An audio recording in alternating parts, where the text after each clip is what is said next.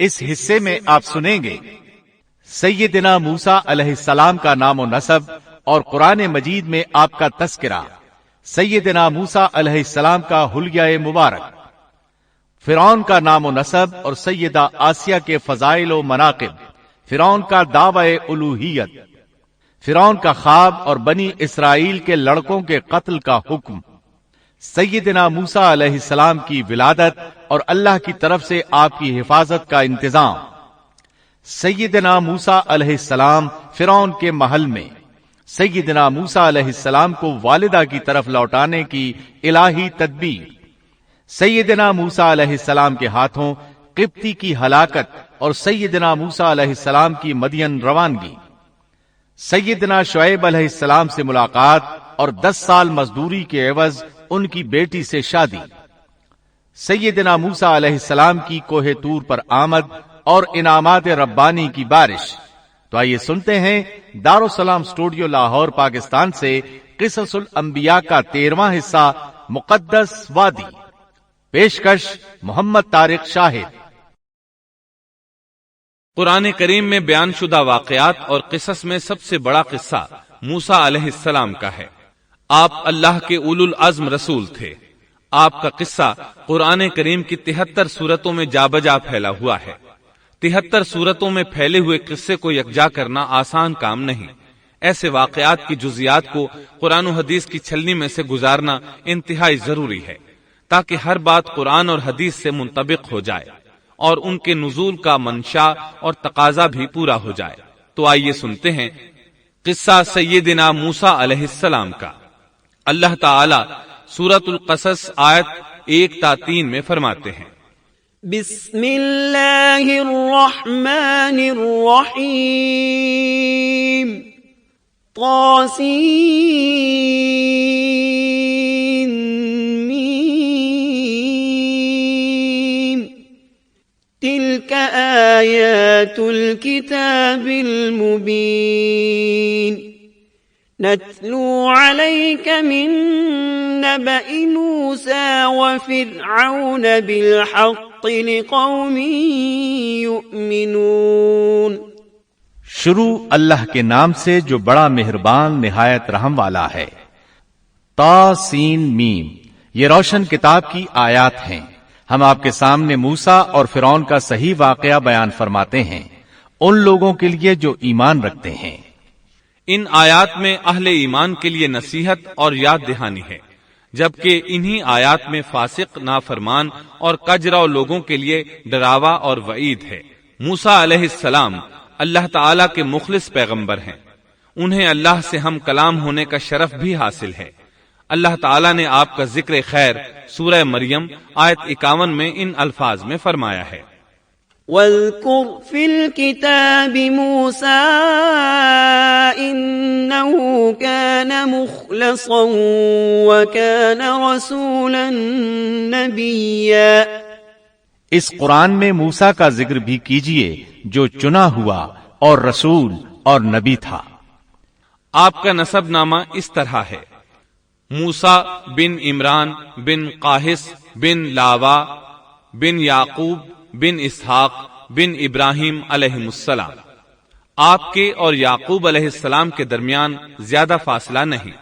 موسیٰ علیہ السلام سانولے رنگ کے تھے، کافی تنومند اور لہیم شہیم تھے، قوت اور ہمت والے تھے، حتیٰ کہ بعض نے لکھا ہے کہ ان میں 10 آدمیوں کی طاقت موجود تھی۔ آپ کی زبان میں لکنت تھی۔ سورہ زخرف آیت 52 میں اللہ تعالی نے فرعون کی زبانی یہ بات نقل کی ہے، ام انا خیر من هذا الذي هو مهین ولا يكاد يبین۔ کیا میں بہتر نہیں ہوں بنسبت اس کے جو بے توقیر ہے اور صاف بول بھی نہیں سکتا۔ آپ کبھی کبھی بات کرتے ہوئے اٹک جاتے تھے، لیکن یہ بات نبی ہونے میں مانے نہیں۔ سورۃ القصص آیت 34 میں ہے، وَأَخِي هَارُونُ هُوَ أَفْصَحُ مِنِّي لِسَانًا، اور میرا بھائی ہارون مجھ سے بہت زیادہ فصیح زبان والا ہے۔ آپ کی گفتگو میں روانی نہیں تھی، یہی وجہ ہے کہ آپ نے ہارون علیہ السلام کے ذریعے اللہ تعالی سے مدد مانگی۔ اس کی تفصیل یوں ہے، بنو اسرائیل یعنی سیدنا یعقوب علیہ السلام کی اولاد نے سیدنا یوسف علیہ السلام کے زمانے میں فلسطین سے مصر کی جانب نقل مکانی کی، جیسا کہ ہم نے قصہ یوسف کے آخر میں ذکر کیا ہے، اور سورہ یوسف آیت 99 میں ہے۔ آوى إليه أبويه، یوسف نے اپنے ماں باپ کو اپنے پاس جگہ دی۔ اسی طرح سورہ یوسف آیت 100 میں ہے۔ ورفع أبويه على العرش وخروا له سجدا، اور اس نے اپنے تخت پر اپنے ماں باپ کو اونچا بٹھایا اور سب اس کے سامنے سجدے میں گر گئے۔ سیدنا یعقوب علیہ السلام، ان کی بیوی اور ان کے صاحبزادے سب کے سب ہجرت کر کے یوسف علیہ السلام کے پاس مصر پہنچ گئے۔ یوسف علیہ السلام مصر کے حاکم تھے، پھر سب وہیں رہائش پذیر ہو گئے۔ مورخین نے لکھا ہے جب وہ مصر میں داخل ہوئے تھے تو ان کی تعداد 80 تھی، پھر ان کی تعداد بڑھتی چلی گئی اور یہ زیادہ ہوتے چلے گئے، یہاں تک کہ جب موسیٰ علیہ السلام انہیں لے کر مصر سے باہر نکلے تو ان کی تعداد قریباً 6 لاکھ کے قریب تھی، اور یہ سب یوسف علیہ السلام کے عہد کے بعد ہوا۔ یوسف علیہ السلام کے زمانے میں مصر کا بادشاہ فرعون تھا۔ فرعون ایک لقب ہے جیسے قیصر، کسرا اور نجاشی لقب ہیں۔ ملک حبشہ کے ہر بادشاہ کو نجاشی کہتے ہیں۔ ملک روم اور قسطنطنیہ کے ہر فرمان روا کو قیصر کہتے ہیں۔ ملک فارس کے ہر بادشاہ کو کسرا کہا جاتا تھا۔ اسی طرح جو بھی ملک مصر کا بادشاہ بنتا تھا فرعون کہلاتا تھا، اور یہ سب اس زمانے کی باتیں ہیں۔ یوسف علیہ السلام کے زمانے میں اس فرعون کا نام ایان بن وعید تھا۔ اس کے عہد میں یوسف علیہ السلام صاحب اختیار ہو گئے۔ یہ آپ کا بہت احترام کرتا تھا، اچھی طرح جانتا تھا کہ یوسف علیہ السلام اس کے دین پر نہیں ہیں، اس کے باوجود وہ آپ پر اعتبار کرتا تھا۔ آپ ہی اس کی سلطنت کے اہم امور انجام دیتے تھے۔ یوسف علیہ السلام نے اپنی خداداد حکمت عملی سے ملک کو قحط سالی سے بچایا، بھوک اور افلاس سے نجات دلائی۔ اس لحاظ سے یوسف علیہ السلام کے دور میں بنی اسرائیل نے شاہانہ زندگی بسر کی۔ ملک مصر میں انہیں اعلی مقام حاصل تھا۔ ایان کی وفات کے بعد قابوس بن مصعب بادشاہ بنا۔ یہ نہایت ظالم، جابر اور مشرک تھا۔ اس نے بنی اسرائیل پر مصیبتوں کے پہاڑ توڑے، لیکن ایسا یوسف علیہ السلام کی وفات کے بعد ہوا۔ پھر قابوس کی وفات کے بعد ایک اور فرعون مصر پر حکمران ہوا۔ یہ ولید بن مصعب تھا، یعنی قابوس کا بھائی تھا۔ اس ولید بن مصعب کی بیوی آسیہ بنت مزاحم تھی۔ ان کے متعلق نبی کریم صلی اللہ علیہ وسلم کا ارشاد گرامی ہے، كمل من الرجال كثير ولم يكمل من النساء غير مريم بنت عمران وآسية امرأة فرعون وإن فضل عائشة على النساء كفضل السريد على سائر الطعام۔ مردوں میں تو بہت سے کامل ہوئے، لیکن عورتوں میں مریم بنت عمران اور فرعون کی بیوی آسیہ کے سوا اور کوئی کامل نہیں ہوا، اور بلا شبہ عائشہ رضی اللہ عنہا کی فضیلت تمام عورتوں پر ایسی ہے جیسے تمام کھانوں پر سرید کی فضیلت ہے۔ آسیہ ایک نیک، پاک باز اور مومنہ خاتون تھی۔ فرعون نے انہیں زبردستی غصب کر کے لانے کا ارادہ کیا، یعنی ان کے باپ سے چھین کر زبردستی اپنے پاس رکھنے کا ارادہ کیا۔ اس پر ان کے باپ نے کہا وہ ابھی کم عمر ہے۔ فرعون بولا نہیں، وہ کم عمر نہیں ہے، تو اس کا نکاح حق مہر کے عوض میرے ساتھ کر دے۔ اب آسیہ کا باپ ان کے پاس آیا اور فرعون کے ارادے سے انہیں باخبر کیا۔ انہوں نے کہا میں ایک کافر سے کس طرح شادی کر سکتی ہوں؟ اس پر فرعون نے پورے خاندان کو ہلاک کرنے کی دھمکی دی۔ آخرکار سیدہ آسیہ نے اپنے خاندان کو بچانے کے لیے اس سے نکاح کر لیا، لیکن اس سے حق مہر لینا پسند نہ کیا۔ اس طرح سیدہ آسیہ نے دل سے برا جانتے ہوئے فرعون کے ساتھ زندگی بسر کی۔ اس کے گھر پہنچ کر وہ اس جیسی کافرہ نہیں بنی بلکہ پکی مومنہ رہی۔ بہرحال یہ تھا ان کی شادی کا واقعہ۔ یہ فرعون یعنی ولید بن مصعب بہت جابر اور ظالم شخص تھا۔ ظلم و جبر کی ان آخری حدوں کو پہنچ گیا تھا جن تک شاید انسانوں میں سے کوئی بھی نہ پہنچا ہوگا، یہاں تک کہ اس نے رب ہونے کا دعویٰ کر دیا۔ وہ اللہ تعالیٰ کا انکار کرتے ہوئے کہا کرتا تھا، وقال فرعون يا أيها الملأ ما علمت لكم من إله غيري۔ فرعون کہنے لگا، اے درباریو، میں تو اپنے سوا کسی کو تمہارا معبود نہیں جانتا۔ اور وہ یہ بھی کہتا تھا، فقال أنا ربكم الأعلى۔ کہنے لگا، تم سب کا رب میں ہی ہوں۔ اس نے الوہیت اور ربوبیت دونوں میں اللہ تعالیٰ سے جھگڑا کیا۔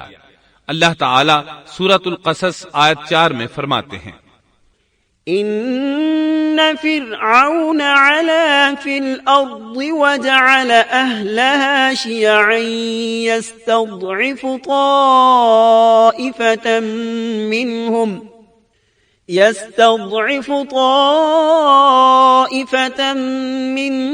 يذبح أبناءهم ويستحيي نساءهم إنه كان من المفسدين۔ یقیناً فرعون نے زمین میں سرکشی کر رکھی تھی اور وہاں کے لوگوں کو گروہ گروہ بنا رکھا تھا اور ان کے ایک فرقے کو کمزور کر رکھا تھا اور ان کے لڑکوں کو تو ذبح کر ڈالتا تھا اور ان کی لڑکیوں کو زندہ چھوڑ دیتا تھا۔ بلا شک و شبہ وہ تھا ہی فساد کرنے والوں میں سے۔ اس نے لوگوں کے گروہ اور جماعتیں بنا رکھی تھی۔ فرعون کے زمانے میں بنی اسرائیل سب سے حقیر اور کم درجہ قوم تھی۔ فرعون نے انہیں حد درجے ذلیل اور بے عزت بنا رکھا تھا۔ سبھی کو معاشرے میں نچلے طبقے میں شمار کیا جاتا تھا، جبکہ مصر میں یہی لوگ شاہانہ زندگی گزارا کرتے تھے۔ فرعون نے اعلان کرا رکھا تھا کہ بنی اسرائیل سب کے سب غلام ہیں۔ وہ ان سے زر خرید غلاموں کی طرح مزدوری لیا کرتا تھا۔ ان کی عورتوں سے لونڈیوں باندیوں جیسا برتاؤ کیا جاتا تھا۔ وہ جو چاہتا تھا ان سے کرتا تھا۔ اس نے یہ حکم اپنی رعایا میں عام دے رکھا تھا۔ مصر کے باشندے اعلیٰ درجے کے لوگ سمجھے جاتے تھے، وہ قبطی کہلاتے تھے۔ فرعون نے بنی اسرائیل کو غلام اور محکوم بنا رکھا تھا اور انہیں ہر طرح سے کمزور کر دیا تھا۔ اللہ تعالیٰ سورۃ القصص آیت 4 میں فرماتے ہیں، يستضعف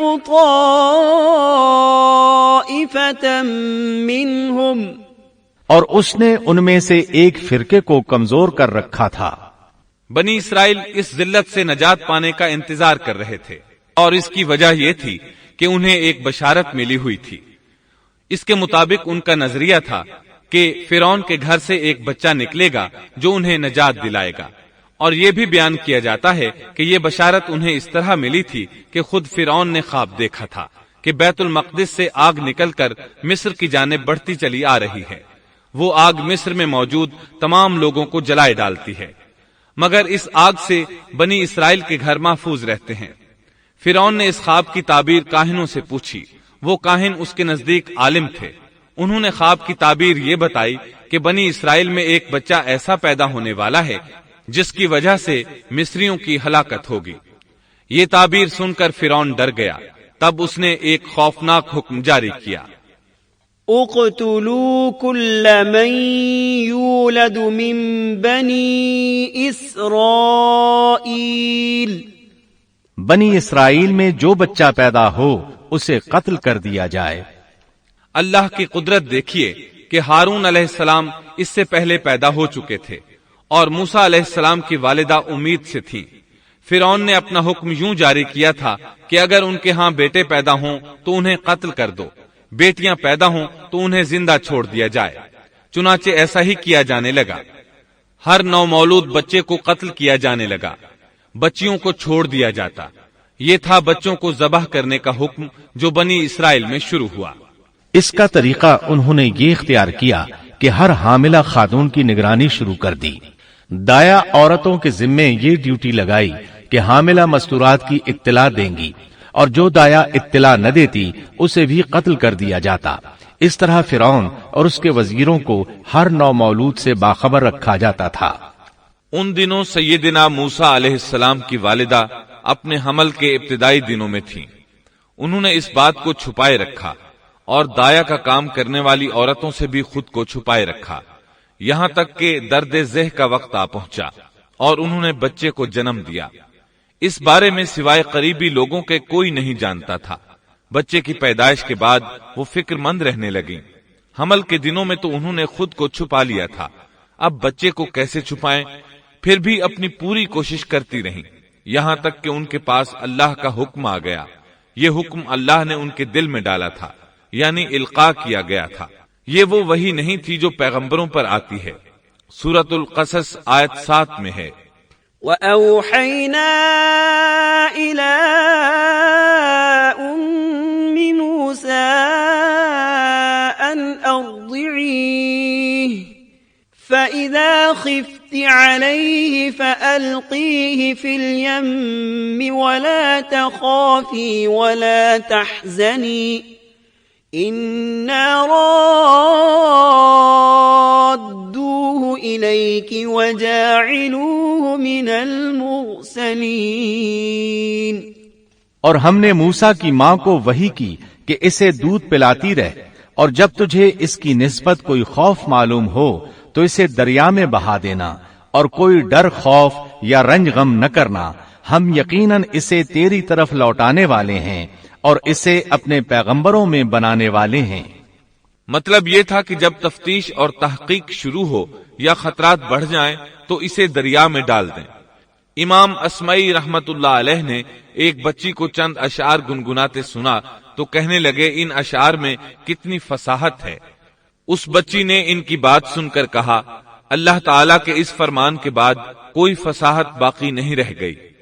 وَأَوْحَيْنَا إِلَىٰ أُمِّ مُوسَىٰ أَنْ أَرْضِعِيهِ فَإِذَا خِفْتِ عَلَيْهِ فَأَلْقِيهِ فِي الْيَمِّ وَلَا تَخَافِي وَلَا تَحْزَنِي إِنَّا رَادُّوهُ إِلَيْكِ وَجَاعِلُوهُ مِنَ الْمُرْسَلِينَ۔ اس آیت مبارکہ میں بیک وقت دو خبریں، دو احکام، دو حکم امتناعی اور دو بشارتیں ہیں، یعنی ہم نے موسیٰ کی ماں کو وحی کی کہ اسے دودھ پلاتی رہے، یہ دو خبریں ہیں، اور جب تجھے خوف محسوس ہو تو اسے دریا میں بہا دے، یہ دو حکم ہیں۔ کوئی خوف نہ کھا اور کوئی غم نہ کر، یہ دو امتناعی حکم ہیں۔ ہم یقیناً اسے تیری طرف لوٹانے والے ہیں اور اسے اپنے پیغمبروں میں سے ایک پیغمبر بنانے والے ہیں، یہ دو بشارتیں ہیں۔ اور پھر واقعی تلاش شروع ہو گئی، بنی اسرائیل پر سختی کی گئی۔ موسیٰ علیہ السلام کی ماں نے اللہ کے حکم کے مطابق بچے کو صندوق میں رکھا اور دریا میں چھوڑ دیا۔ ساتھ ہی موسیٰ علیہ السلام کی بہن سے کہا، تو بھی اس کے پیچھے پیچھے چلتی جا۔ چنانچہ وہ دریائے نیل کی موجوں میں چلے اور ان کی بہن کنارے کنارے چلی، اپنے بھائی کی نگرانی کرتی جا رہی ہے کہ دریا میں ڈالنے کے بعد کیا بنتا ہے۔ اللہ تعالیٰ سورۃ القصص آیت 11 میں فرماتے ہیں، وَقَالَتْ لِأُخْتِهِ قُصِّيهِ فَبَصُرَتْ بِهِ عَن جُنُبٍ وَهُمْ لَا يَشْعُرُونَ۔ موسیٰ کی والدہ نے ان کی بہن سے کہا، تو اس کے پیچھے پیچھے جا، تو وہ اسے دور ہی دور سے دیکھتی رہی اور فرعونیوں کو اس کا علم بھی نہ ہوا۔ صندوق بہتا ہوا فرعون کے محلات کے قریب آن ٹھہرا۔ محلات دریائے نیل کے کنارے تھے۔ اللہ تعالی سورۃ القصص میں فرماتے ہیں، آخر فرعون کے آدمیوں نے صندوق اٹھا لیا، آخرکار یہی بچہ ان کا دشمن ہوا اور ان کے رنج کا باعث بنا۔ اب وہ اس کی بھلائی چاہ رہے ہیں، لیکن وہی فرعونیوں کے لیے وبال جان بننے والا تھا۔ اللہ سورۃ القصص آیت 8 میں فرماتے ہیں، إن فرعون وهامان وجنودهما كانوا خاطئين کچھ شک نہیں کہ فرعون اور حامان اور ان کے لشکر تھے ہی خطا کار۔ فرعون کی بیوی نے فوراً پہچان لیا کہ یہ بچہ بنی اسرائیل میں سے ہے، چنانچہ اس نے کہا، وقالت امرأة فرعون قرة عين لي ولك لا تقتلوه عسى أن ينفعنا أو نتخذه ولدا وهم لا يشعرون۔ اور فرعون کی بیوی نے کہا، یہ تو میری اور تیری آنکھوں کی ٹھنڈک ہے، اسے قتل نہ کرو، بہت ممکن ہے یہ ہمیں کوئی فائدہ پہنچائے یا ہم اسے اپنا بیٹا ہی بنا لیں، اور یہ لوگ شعور ہی نہیں رکھتے تھے۔ مطلب یہ کہ اس پورے معاملے میں اللہ تعالی کی تدبیر سے انہیں آگاہی نہیں تھی۔ اس پر فرعون نے کہا، یہ صرف تیری آنکھوں کی ٹھنڈک ہے، میری نہیں۔ میں نہیں چاہتا بنی اسرائیل کا کوئی بچہ میری نگرانی میں پلے، لہذا یہ صرف تیری ہی آنکھوں کی ٹھنڈک ہے۔ ابن عباس رضی اللہ عنہما فرماتے ہیں، اگر فرعون یہ بات کہہ دیتا کہ یہ میری بھی آنکھوں کی ٹھنڈک ہے تو اللہ تعالیٰ اسے ہدایت دے دیتا، لیکن اس نے یوں کہا، یہ صرف تیری آنکھوں کی ٹھنڈک ہے، میری نہیں۔ اور پھر ہوا بھی یہی، موسیٰ علیہ السلام آسیہ کی آنکھوں کی ٹھنڈک بن گئے، فرعون کی آنکھوں کی ٹھنڈک نہ بنے۔ اللہ تعالیٰ سورۃ القصص آیت 10 میں فرماتے ہیں، وَأَصْبَحَ فُؤَادُ أُمِّ مُوسَى فَارِغًا، اور موسیٰ کی والدہ کا دل بے قرار ہو گیا، یعنی اس کا دل موسیٰ علیہ السلام کی یاد کے علاوہ دنیا کی ہر چیز سے خالی ہو گیا۔ ماں کی محبت اور ماں کے دل کا حال ذرا دیکھیے، مصیبت میں اس پر کیا گزرتی ہے۔ وہ مہربانی جو ماں کے دل میں ہوتی ہے، وہ محبت جو صرف اسی دل کا خاصہ ہے، ہم مردوں کی جماعت اس کیفیت کو نہیں جانتی جو مصیبت کے وقت ماں کے دل پر گزرتی ہے۔ چنانچہ اللہ تعالیٰ فرما رہے ہیں، اور موسیٰ کی والدہ کا دل بے قرار ہو گیا، یعنی موسیٰ علیہ السلام کی محبت کے سوا اس دل میں اور کچھ نہ رہا۔ ہر وہ چیز جو اسے دنیا میں پیاری تھی موسیٰ کی محبت پر غالب نہ آ سکی، بس دل میں موسیٰ ہی موسیٰ تھے۔ اللہ تعالیٰ سورۃ القصص آیت 10 میں فرماتے ہیں، إن كادت لتبدي به لولا أن ربطنا على قلبها لتكون من المؤمنين۔ قریب تھیں کہ اس واقعے کو بالکل ظاہر کر دیتی اگر ہم ان کے دل کو ڈھارس نہ دے دیتے، یہ اس لیے کہ وہ یقین کرنے والوں میں رہے۔ اب دیکھیے اللہ تعالیٰ کے کام، ان کے نور چشم کو کس طرح ان کی طرف واپس لوٹایا۔ بچہ جب محل میں پہنچا تو اس نے دودھ کے لیے رونا شروع کر دیا۔ اس کے پاس دودھ پلانے والیاں لائی گئیں، لیکن بچے نے کسی عورت کا دودھ نہ پیا۔ آخر وہ بچے کو اٹھا کر باہر لائے۔ اللہ آیت 12 میں فرماتے ہیں، وَحَرَّمْنَا عَلَيْهِ الْمَرَاضِعَ مِن قَبْلِ، اور ان کے پہنچنے سے پہلے ہم نے موسیٰ پر دائیوں کا دودھ حرام کر دیا تھا۔ جو عورت بھی آپ کو دودھ پلانے کی کوشش کرتی ناکام ہو جاتی۔ اب ظاہر ہے یہ رکاوٹ تو اللہ تعالیٰ کی طرف سے تھی، کوئی دودھ پلانے میں کامیاب ہو بھی کیسے سکتی تھی۔ ادھر موسیٰ علیہ السلام کی بہن دور کھڑی یہ سب دیکھ رہی تھی۔ سورۃ القصص آیت 12 میں ہے، فقالت هل أدلكم على أهل بيت يكفلونه لكم وهم له ناصحون۔ یہ کہنے لگیں، کیا میں تمہیں ایسا گھرانہ نہ بتاؤں جو اس بچے کی تمہارے لیے پرورش کرے اور ہوں بھی وہ اس بچے کے خیر خواہ۔ انہوں نے پوچھا، اے بچی، تو کیسے جانتی ہے کہ وہ اس بچے کی خیر خواہی کریں گی؟ بچی نے جواب دیا، اس لیے کہ وہ ایک غریب گھرانہ ہے۔ جب انہیں معلوم ہوگا کہ یہ بچہ فرعون کے گھر سے آیا ہے تو انہیں انعام و اکرام ملنے کی امید رہے گی۔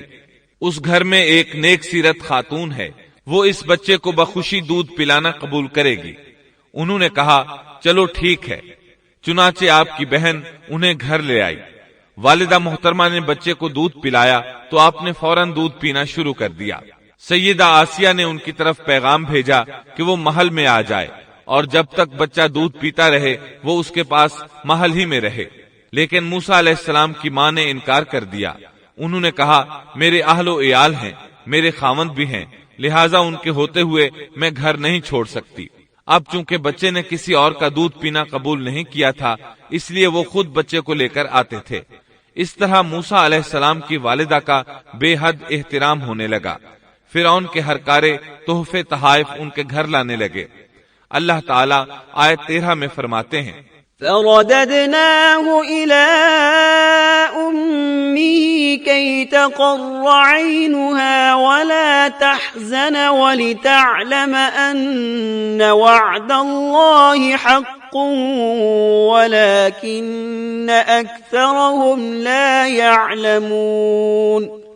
پس ہم نے اسے اس کی ماں کی طرف واپس پہنچایا تاکہ اس کی آنکھیں ٹھنڈی رہیں اور آزردہ خاطر نہ ہو، اور جان لے کہ اللہ کا وعدہ سچا ہے، لیکن اکثر لوگ نہیں جانتے۔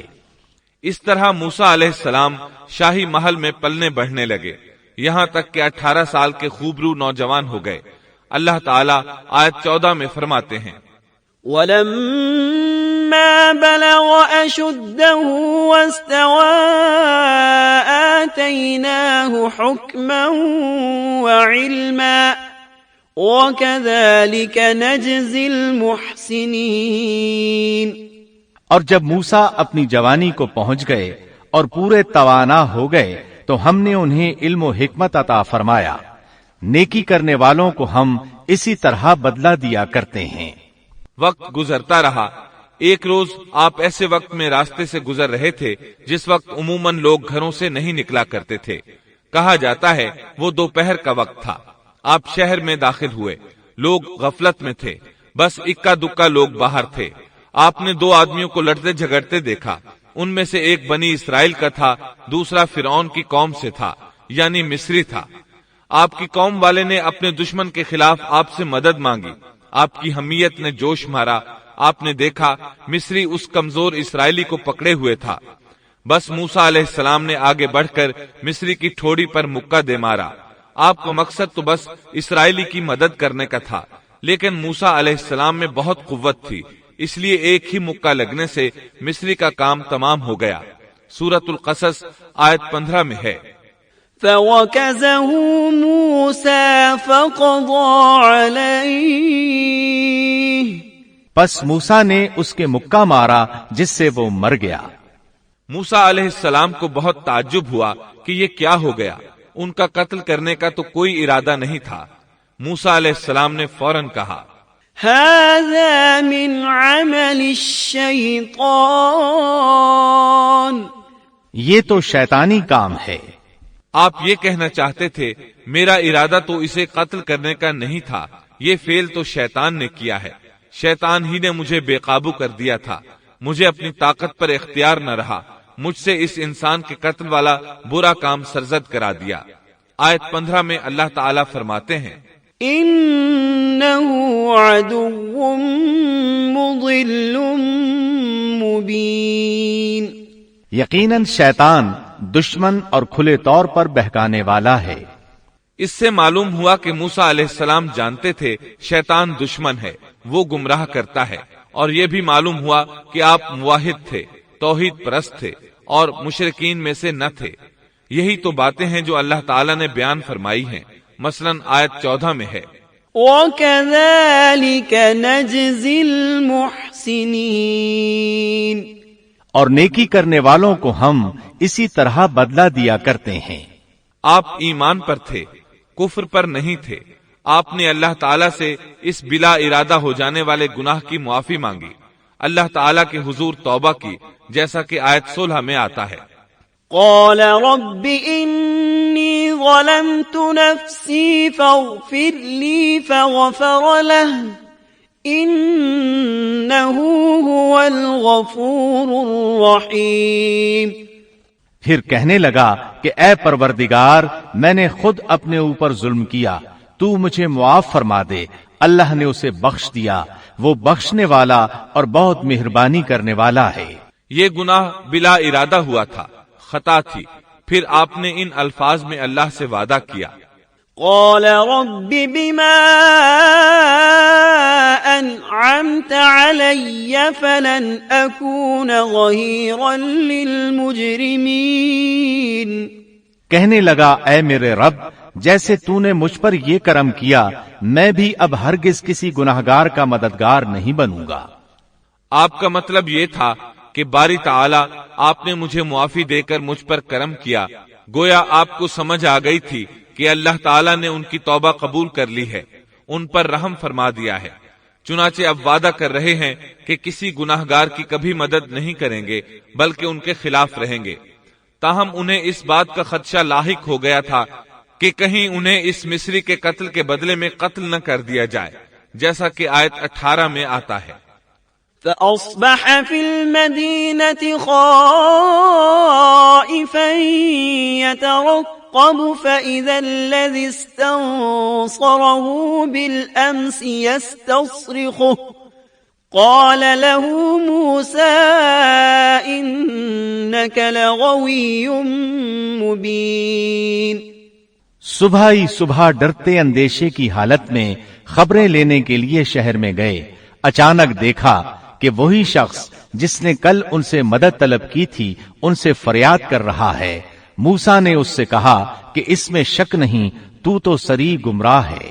مطلب یہ کہ جب وہ شہر پہنچے تو انہوں نے کل جیسا ہی منظر دیکھا، وہی اسرائیلی ایک دوسرے مصری سے لڑ رہا تھا۔ انہیں دیکھ کر اس نے پھر ان سے مدد مانگی۔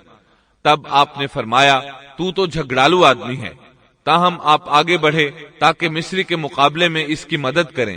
تب وہ کہنے لگا قال يا موسى أتريد أن تقتلني كما قتلت نفسا بالأمس۔ وہ کہنے لگا کہ موسیٰ، کیا جس طرح تو نے کل ایک شخص کو قتل کیا ہے مجھے بھی مار ڈالنا چاہتا ہے؟ اس کی اس بات سے موسیٰ علیہ السلام سمجھ گئے کہ کل والی خبر شہر میں پھیل چکی ہے۔ اب انہوں نے خود کو چھپانا چاہا۔ اس وقت آپ کے پاس آل فرعون میں سے ایک مومن آدمی بھاگتا ہوا آیا، وہ موسیٰ علیہ السلام سے بہت محبت کرتا تھا۔ اس کا ذکر آیت 20 میں آیا ہے۔ وجاء رجل من أقصى المدينة يسعى قال يا موسى إن الملأ يأتمرون بك ليقتلوك فاخرج إني لك من الناصحين۔ شہر کے پرلے کنارے سے ایک شخص دوڑتا ہوا آیا اور کہنے لگا موسیٰ، یہاں کے سردار تیرے قتل کا مشورہ کر رہے ہیں، پس تو فوراً چلا جا، مجھے اپنا خیر خواہ مان۔ اس سے پہلے کہ وہ تجھے گرفتار کر لیں جلدی کر یہاں سے نکل جا۔ آپ خوف زدہ ہو گئے کیونکہ فرعون تو پہلے ہی آپ سے محبت نہیں کرتا تھا، اس نے تو آپ کو سیدہ آسیہ کے کہنے پر محل میں رکھا تھا۔ اس کے علاوہ فرعون کی قوم کے دوسرے سردار بھی یہ بات اچھی طرح جانتے تھے کہ آپ بنی اسرائیل میں سے ہیں، وہ آپ سے بغض رکھتے تھے۔ اب تو ان کے ہاتھ موقع آ گیا تھا، اس موقع سے فائدہ اٹھاتے ہوئے انہوں نے قتل کا مشورہ کیا تھا۔ چنانچہ موسیٰ علیہ السلام وہاں سے خوف زدہ ہو کر نکل کھڑے ہوئے۔ مصری آپ کی تلاش میں تھے، فرعون نے اپنے جاسوس آپ کی تلاش میں بھیج دیے تھے۔ ادھر موسیٰ علیہ السلام اللہ تعالیٰ سے یہ دعا مانگ رہے تھے، رب نجنی من القوم الظالمین۔ اے میرے پروردگار، مجھے ظالموں کے گروہ سے بچا لے۔ اللہ تعالیٰ نے آپ کی دعا قبول فرمائی، آپ کو راستہ بھی دکھایا۔ آپ جنگل کی طرف نکل کھڑے ہوئے۔ آپ کے پاس کھانا تھا نہ پانی، نہ آپ کے پاس سواری کا جانور تھا۔ آپ کو کچھ معلوم نہیں تھا کہ کدھر جا رہے ہیں، بس آپ جنگل میں چلتے رہے۔ آپ مصر سے فلسطین کی طرف جا رہے تھے۔ راستے میں آپ کے جوتے بھی ٹوٹ گئے۔ اب ننگے پاؤں سفر شروع ہوا۔ بھوک لگتی تو درختوں کے پتے کھا لیتے۔ اس طرح آپ مدین پہنچ گئے۔ آپ سن چکے ہیں مدین اللہ کے نبی شعیب علیہ السلام کی بستی تھی۔ اس وقت شعیب علیہ السلام کافی بوڑھے ہو چکے تھے، اور یہ واقعات شعیب علیہ السلام کی قوم کی تباہی کے بعد کے ہیں۔ آپ مدین کے پانی پر پہنچ گئے۔ بستی کے باہر ان لوگوں کی پانی کی جگہ تھی، وہیں وہ لوگ اپنے جانوروں کو پانی پلاتے تھے، اپنے لیے بھی وہیں سے پانی لیتے تھے۔ موسیٰ علیہ السلام نے دیکھا کہ لوگ آ جا رہے ہیں، کسی کے پاس بکری ہے، کسی کے پاس اونٹ ہے، انہوں نے حوض بنا رکھے ہیں، وہ کنویں سے پانی نکال کر ان حوضوں میں ڈالتے ہیں، مال مویشی کے لیے الگ حوض ہیں اور انسانوں کے لیے الگ حوض ہیں۔ آپ نے وہاں دو ایسی عورتوں کو دیکھا جن کے پاس بکریاں تھیں، وہ اپنی بکریوں کو پانی سے دور ایک طرف لیے کھڑی تھیں، ان کو پانی کی طرف جانے سے روکے ہوئے تھیں۔ آیت 23 میں ہے، ولما ورد ماء مدين وجد عليه أمة من الناس يسقون ووجد من دونهم امرأتين تذودان۔ مدین کے پانی پر جب آپ پہنچے تو دیکھا کہ لوگوں کی ایک جماعت وہاں پانی پلا رہی ہے اور دو عورتیں الگ کھڑی اپنے جانوروں کو روکتی ہوئی دیکھیں۔ موسیٰ علیہ السلام کو یہ دیکھ کر حیرت ہوئی کہ سب لوگ تو اپنے جانوروں کو پانی پلا رہے ہیں اور یہ دونوں پیچھے کھڑی ہیں، یہ کیا معاملہ ہے؟ قال ما خطبكما، پوچھا کہ تمہارا کیا حال ہے؟ یعنی تم اپنی بکریوں کو پانی کیوں نہیں پلا رہی؟ آیت 23 میں آتا ہے، قالتا لا نسقي حتى يصدر الرعاء وأبونا شيخ كبير۔ وہ بولیں کہ جب تک یہ چرواہے واپس نہ لوٹ جائیں ہم پانی نہیں پلاتی اور ہمارے والد بہت بڑی عمر کے بوڑھے ہیں۔ مطلب یہ کہ اتنی بھیڑ میں ہم کیسے داخل ہوں؟ یہ سن کر موسیٰ علیہ السلام آگے بڑھے، طاقت سے ان لوگوں کو پیچھے ہٹایا اور پانی نکال کر ان کی بکریوں کو پلایا، پھر ایک درخت کے سائے تلے جا بیٹھے اور یوں دعا کرنے لگے، فقال رب إني لما أنزلت إلي من خير فقير۔ اے پروردگار، تو جو کچھ بھلائی میری طرف اتارے میں اس کا محتاج ہوں۔ سیدنا عبداللہ بن عباس رضی اللہ عنہما بیان کرتے ہیں کہ سیدنا موسیٰ علیہ السلام ننگے پاؤں مدین پہنچے تھے، ان کے پیروں کی جلد اتر گئی تھی، پیٹ بھوک کی شدت کی وجہ سے کمر سے لگ رہا تھا، درختوں کے پتے کھاتے رہے تھے اس لیے ان کے منہ سے پتوں کی بو آتی تھی، لہٰذا اس وقت وہ سخت حاجت مند تھے، بھوک شدید تھی، اذیت بھی بہت پہنچی تھی، لیکن وہ کسی سے بھی سوال کرنے کے لیے تیار نہیں تھے۔ ان دونوں عورتوں میں سے ایک نے ان کی دعا کے الفاظ سن لیے، دونوں اپنے والد شعیب علیہ السلام کے پاس آئیں، انہیں موسیٰ علیہ السلام کے بارے میں بتایا، یہ بھی بتایا کہ وہ شخص محتاج ہے لیکن بہت خوددار ہے، جیسا کہ آیت 25 میں ہے، فجاءته إحداهما تمشي على استحياء قالت إن أبي يدعوك ليجزيك أجر ما سقيت لنا۔ اتنے میں ان دونوں عورتوں میں سے ایک ان کی طرف شرم و حیا سے چلتی ہوئی آئی اور کہنے لگی، میرے باپ آپ کو بلا رہے ہیں، آپ نے ہمارے جانوروں کو جو پانی پلایا ہے اس کی اجرت دینا چاہتے ہیں۔ موسیٰ علیہ السلام خوددار ہونے کے باوجود اس وقت شدید حاجت مند تھے، چنانچہ موقع کی مناسبت سے ساتھ چل پڑے۔ وہ عورت مارے حیا کے چھپ رہی تھی، یہ بات محسوس کر کے موسیٰ علیہ السلام اس سے آگے چلنے لگے، کوئی موڑ نہ ہوتا تو لڑکی اس سمت میں کنکر پھینک دیتی، موسیٰ علیہ السلام اس سمت میں مڑ جاتے، اس طرح وہ گھر تک پہنچے۔ موسیٰ علیہ السلام کی ملاقات شعیب علیہ السلام سے ہوئی، انہوں نے اپنے بارے میں بتایا، جو واقعات ان کے ساتھ پیش آئے تھے وہ بتائے۔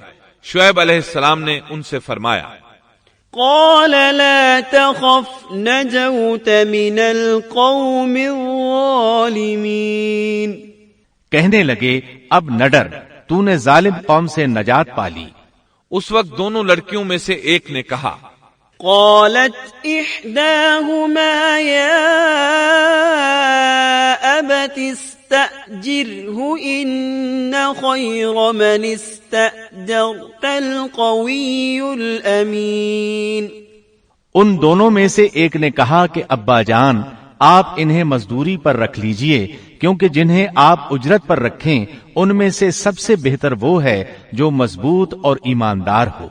फिर शुएब अलैहिस्सलाम ने उनसे अपनी एक बेटी का निकाह करना चाहा, जबकि मूसा अलैहिस्सलाम के पास तो कोई चीज नहीं थी। लिहाजा सवाल ये पैदा हुआ कि हक महर क्या तय किया जाए। قال إني أريد أن أنكحك إحدى ابنتي هاتين على أن تأجرني 8 حجج۔ उसने कहा, मैं अपनी इन दोनों लड़कियों में से एक को आपके निकाह में देना चाहता हूँ, इस पर कि आप 8 साल तक मेरा काम काज करें। साथ ही फरमाया, فإن أتممت 10 فمن عندك۔ हाँ, अगर आप 10 साल पूरे करें तो ये आपकी तरफ से बतौर एहसान के है। यानी 8 साल तक आप जरूर बकरियां चराएंगे। इसके बाद के 2 साल का आपको इख्तियार है। अगर आप खुशी से 2 साल तक और भी मेरा काम करें तो अच्छा है, वरना आप पर लाजिम नहीं है, जैसा कि आयत 27 में है। وما أريد أن أشق عليك ستجدني إن شاء الله من الصالحين۔ मैं हरगिज ये नहीं चाहता कि आपको किसी मशक्कत में डालूं। अल्लाह को मंजूर है तो आगे चलकर आप मुझे भला आदमी पाएंगे। शुएब अलैहिस्सलाम की बात का मूसा अलैहिस्सलाम ने जो जवाब दिया वो आयत 28 में है। قال ذلك بيني وبينك أيما الأجلين قضيت فلا عدوان علي والله على ما نقول وكيل۔ मूसा ने कहा, खैर तो ये बात मेरे और आपके दरमियान पुख्ता हो गई। मैं इन दोनों मुद्दतों में से जिसे पूरा करूं मुझ पर कोई ज्यादती न हो। हम ये जो कुछ कह रहे हैं इस पर अल्लाह कारसाज है। मतलब ये कि सैयदना मूसा अलैहिस्सलाम कह रहे हैं कि अब ये इख्तियार मेरा है कि मैं 8 साल पूरे करूं या 10 साल, मुझ पर कोई ज्यादती नहीं होगी। इब्ने अब्बास रजी अल्लाह अन्हुमा से पूछा गया, मूसा अलैहिस्सलाम ने कौन सी मुद्दत पूरी की थी? आपने फरमाया, उन्होंने 10 साल पूरे किए थे। मूसा अलैहिस्सलाम ने उधर 10 साल पूरे किए, यानी अपना अहद पूरा किया। अब उन्हें ख्याल आया कि काफी वक्त गुजर चुका है और हालात भी बदल चुके हैं, लिहाजा अब मैं वापस मिस्र जा सकता हूँ। अपनी वालिदा, अपने भाई और बहन से मिलना चाहिए। فلما قضى موسى الأجل وسار بأهله، जब मूसा ने मुद्दत पूरी कर ली और अपने घर वालों को लेकर चले। मतलब ये कि 10 साल पूरे कर लिए, अब अपनी बीवी को लेकर मिस्र की तरफ रवाना हुए। लेकिन आप मिस्र का रास्ता तो जानते ही न थे, किसी से पूछना चाहते थे। रात सर्द थी, सर्दी पूरे जोरों पर थी। इनके पास आग जलाने के लिए कुछ न था, इन्हें आग की तलाश थी। अल्लाह ताला सूरह ताहा आयत 9 ता 10 में फरमाते हैं, وَهَلْ أَتَاكَ حَدِيثُ مُوسَى إِذْ رَأَى نَارًا۔ तुझे मूसा का किस्सा भी मालूम है जबकि उसने आग देखी। मूसा अलैहिस्सलाम को दूर, बहुत दूर पहाड़ की चोटी पर आग नजर आई और इन्हें आग की शदीद जरूरत थी ताकि आग ताप सकें और उसके जरिए रास्ता देख सकें। और रात इंतहाई सर्द और तारीक थी और ये सब तकदीर इलाही है। वही जात है जिसने रात को तारीक और सर्द बनाया था। उसी ने आग की शदीद हाजत पैदा की थी ताकि आपको नबुव्वत से सरफराज किया जा सके। इन्होंने आग देखी तो अपने घर वालों से कहा, إني آنست نارا لعلي آتيكم منها بقبس أو أجد على النار هدى۔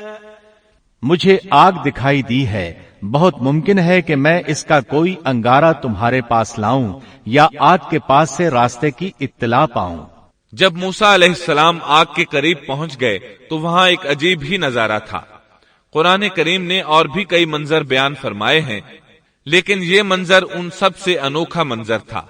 یہ آگ نہیں تھی بلکہ ایک بہت بڑے کانٹے دار درخت کے اندر سے نور نکل رہا تھا، یا یوں کہہ لیں کہ درخت سے آگ کے شعلے نکل رہے تھے۔ موسیٰ علیہ السلام بہت حیران ہوئے، ذرا اور قریب ہوئے تو درخت اور زیادہ منور نظر آیا، پھر انتہائی قریب چلے آئے، تب اس درخت میں سے آواز سنائی دی۔ یہ آواز اللہ سبحانہ و تعالی اور ایک انسان کے درمیان براہ راست خطاب تھا۔ اس جیسے خطاب کی مثال اور کہیں نہیں ملتی۔ سورہ طٰہٰ آیت 11 اور 12 میں ہے۔ فلما أتاها نودي يا موسى إني أنا ربك فاخلع عليك إنك بالواد المقدس طوى۔ جب وہ وہاں پہنچے تو آواز دی گئی، اے موسیٰ، یقیناً میں ہی تیرا پروردگار ہوں، تو اپنے جوتے اتار دے، اس لیے کہ تو پاک میدان طوا میں ہے۔ سورہ طٰہٰ آیات 13 تا 16 میں اللہ تعالیٰ فرماتے ہیں، وَأَنَا اخْتَرْتُكَ فَاسْتَمِعْ لِمَا يُوحَىٰ إِنَّنِي أَنَا اللَّهُ لَا إِلَٰهَ إِلَّا أَنَا فَاعْبُدْنِي وَأَقِمِ الصَّلَاةَ لِذِكْرِي إِنَّ السَّاعَةَ آتِيَةٌ أَكَادُ أُخْفِيهَا لِتُجْزَىٰ كُلُّ نَفْسٍ بِمَا تَسْعَىٰ فَلَا يَصُدَّنَّكَ عَنْهَا مَن لَّا يُؤْمِنُ بِهَا وَاتَّبَعَ هَوَاهُ فَتَرْدَىٰ۔ اور میں نے تجھے منتخب کر لیا ہے، اب جو وحی کی جائے اسے کان لگا کر سن، بے شک میں ہی اللہ ہوں، میرے سوا کوئی عبادت کے لائق نہیں، بس تو میری ہی عبادت کر اور میری یاد کے لیے نماز قائم رکھ۔ قیامت یقیناً آنے والی ہے جس کو میں پوشیدہ رکھنا چاہتا ہوں تاکہ ہر شخص کو وہ بدلہ دیا جائے جو اس نے کوشش کی ہو، پس اب اس کے یقین سے تجھے کوئی ایسا شخص روک نہ دے جو اس پر ایمان نہ رکھتا ہو اور اپنی خواہش کے پیچھے پڑا ہو، ورنہ تو ہلاک ہو جائے گا۔ قرآن کریم میں یہ مضمون دیگر مقامات پر بھی بیان ہوا ہے۔ سورۃ القصص آیت 30 میں ہے، فَلَمَّا أَتَاهَا نُودِيَ مِن شَاطِئِ الْوَادِ الْأَيْمَنِ فِي الْبُقْعَةِ الْمُبَارَكَةِ مِنَ الشَّجَرَةِ أَن يَا مُوسَىٰ إِنِّي أَنَا اللَّهُ رَبُّ الْعَالَمِينَ۔ پس جب وہاں پہنچے تو اس بابرکت زمین کے میدان کے دائیں کنارے کے درخت میں سے آواز دیے گئے کہ اے موسیٰ، یقیناً میں ہی اللہ ہوں، سارے جہانوں کا پروردگار۔ اللہ تعالیٰ نے براہ راست ان سے کلام فرمایا، ان سے خطاب کیا اور اپنی عظمت کو ان کے سامنے ظاہر کیا، پھر پوچھا، وَمَا تِلْكَ بِيَمِينِكَ يَا مُوسَىٰ، اے موسیٰ، تیرے اس دائیں ہاتھ میں کیا ہے؟ اللہ تعالیٰ تو جانتے تھے، لیکن اپنی قدرت دکھانے کے لیے پوچھا۔ موسیٰ علیہ السلام نے جواب دیا، قال هي عصاي أتوكأ عليها وأهش بها على غنمي ولي فيها مآرب أخرى۔ جواب دیا کہ یہ میری لاٹھی ہے، اس پر میں ٹیک لگاتا ہوں اور اس سے میں اپنی بکریوں کے لیے پتے جھاڑ لیا کرتا ہوں، اور بھی اس میں مجھے بہت سے فائدے ہیں۔ اللہ تعالیٰ نے فرمایا، اسے ہاتھ سے نیچے ڈال دے۔ جو ہی موسیٰ علیہ السلام نے لاٹھی نیچے گرائی، وہ سانپ بن کر دوڑنے لگا۔ سورۃ القصص آیت 31 میں یہ ذکر یوں آیا ہے، وَأَنْ أَلْقِ عَصَاكَ فَلَمَّا رَآهَا تَهْتَزُّ كَأَنَّهَا جَانٌّ وَلَّا مُدْبِرًا۔ اور یہ آواز بھی آئی کہ اپنی لاٹھی ڈال دو، پھر جب اس کو دیکھا کہ وہ سانپ کی طرح پھن پھنا رہی ہے تو پیٹھ پھیر کر واپس ہو گئے۔ یعنی اس طرح بھاگے کہ پیٹھ پھیر کر نہ دیکھا۔ ایسے میں اللہ تعالیٰ نے آواز دی، یا موسیٰ اقبل ولا تخف انک من الآمنین۔ اے موسا آگے آ، ڈر مت، یقیناً تو ہر طرح امن والا ہے۔ اسی طرح سورہ طٰہٰ آیت 21 میں فرمایا، قال خذها ولا تخف سنعيدها سيرتها الأولى، فرمایا بے خوف ہو کر اسے پکڑ لے، ہم اسے اسی پہلی سی صورت میں دوبارہ لا دیں گے۔ یعنی اسے دوبارہ لاٹھی بنا دیں گے۔ موسیٰ علیہ السلام واپس پلٹے، اس کو دم سے پکڑا تو وہ پھر لاٹھی بن گئی۔ محترم سامعین، ابھی آپ دارالسلام اسٹوڈیو لاہور پاکستان سے قصص الانبیاء کا 13واں حصہ مقدس وادی سن رہے تھے۔ قصص الانبیاء کے 14ویں حصے جادوگروں سے مقابلہ میں آپ یہ سنیں گے: سیدنا موسیٰ علیہ السلام کی رسالت اور معجزات، فرعون کو دعوت توحید کا حکم اور سیدنا موسیٰ علیہ السلام کی التجا پر ہارون علیہ السلام کی منصب نبوت سے سرفرازی، فرعون کی سیدنا موسیٰ علیہ السلام کو دھمکی اور سیدنا موسیٰ علیہ السلام کا فرعون پر اتمام حجت، فرعون کا جادوگروں کے ذریعے مقابلے کا چیلنج، سیدنا موسیٰ علیہ السلام اور جادوگروں کا آمنا سامنا، جادوگروں کی شکست اور قبول اسلام، فرعون کی جادوگروں کو دھمکیاں اور جادوگروں کا اللہ پر توکل کامل، قوم فرعون کے ایک مومن کا اعلان حق اور درباریوں کا کفر و عناد، بنی اسرائیل کو صبر کی تلقین اور آل فرعون کے لیے بد دعا۔